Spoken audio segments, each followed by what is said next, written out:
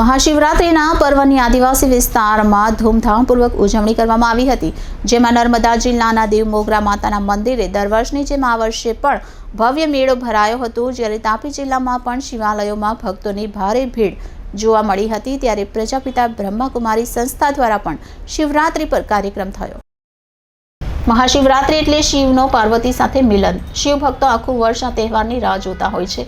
ત્યારે શિવરાત્રિ પર દર વર્ષની જેમ આ વર્ષે સાગબારાના દેવમોગરા ગામે આદિવાસી કુળદેવી યાહામોગી માતાનો મેળો ભરાયો હતો, જેમાં મહાશિવરાત્રિને લઈ ગુજરાત, મહારાષ્ટ્ર, મધ્યપ્રદેશના ભક્તો આદિવાસી સમાજની કુળદેવી યાહામોગીના દર્શન માટે ઉમટી પડ્યા હતા।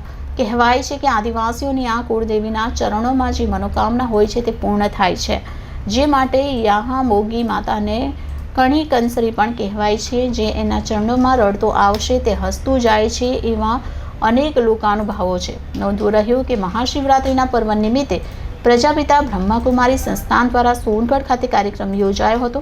સાથે સોનગઢ અને તાપી જિલ્લાના શિવાલયોમાં પણ શિવરાત્રિના પાવન પર્વ નિમિત્તે અનેક સ્થળે મેળા ભરાયા હતા અને ભાવિક ભક્તો ભગવાન શંકરને રીઝવવા શિવાલયોમાં મોટી સંખ્યામાં ઉમટી પડ્યા હતા અને હર હર મહાદેવના નારા સાથે વાતાવરણ ગુંજી ઉઠ્યું હતું। Reporter Bindeshwari Shah, city gold news, Tapi.